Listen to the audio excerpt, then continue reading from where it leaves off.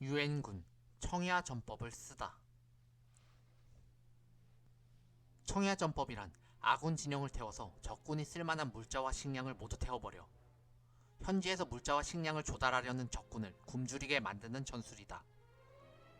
우리나라는 고구려 때부터 전매 특허로 사용했던 전술로서 이 방법으로 한나라, 수나라, 당나라 군대를 물리쳤었다.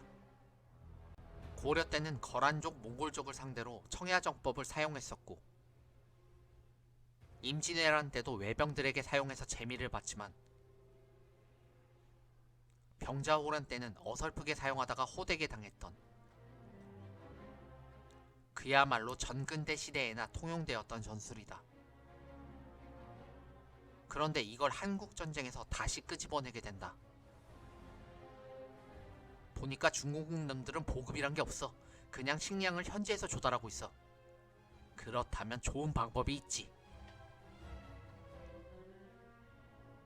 나폴레옹 군대가 모스크바에서 물 먹었듯이 우리도 서울을 불태워버리는 거야. Good idea. 그래서 미군과 국군은 서울의 웬만한 곳은 모두 다 불질러버렸다. 하지만 미군 언론과 국내 언론은 중공군이 입성해 불을 질렀다고 보도했다. 그리고 1월 4일 공산군이 서울에 입성했다. 그래서 일사후퇴라는 말이 나온 것이다. 다음날 공산군들은 신이 나서 서울과 평양 북경에서 동시에 축보를 쏘아 올렸지만 어리석은 열광이었다. 쳇, 아무짝에도 쓸모도 없는 서울을 점령했다.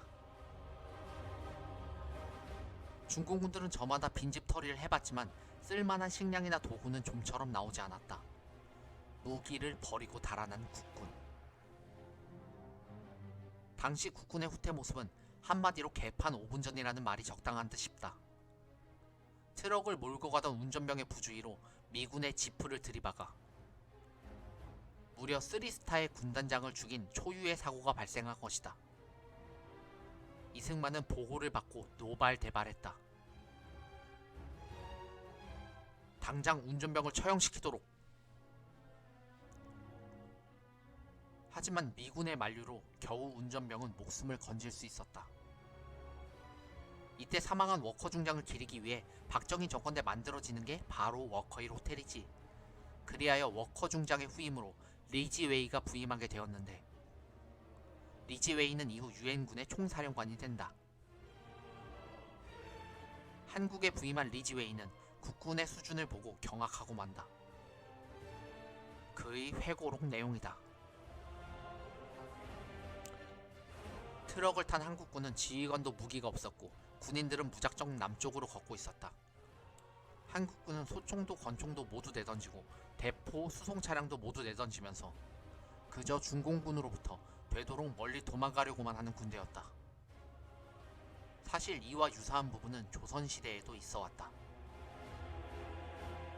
왜 그랬던 것일까? 우리나라가 반도국으로 병자호란 이후 260년 가까이 전쟁을 모르고 살았던 탓에 호전성을 잃어버린 것일 수도 있겠다. 세계사적으로도 전통시대에 이토록 장기적인 평화를 누렸던 민족도 없었다지. 아니면 근대화의 산물인 국가주의에 대한 개념이 아직 희박해서일 수도 있다. 어쩌면 기회주의적인 기득권층을 보면서 민중들이 보고 따라했을 수도 있다. 윗물이 맑아야 아랫물도 맑지.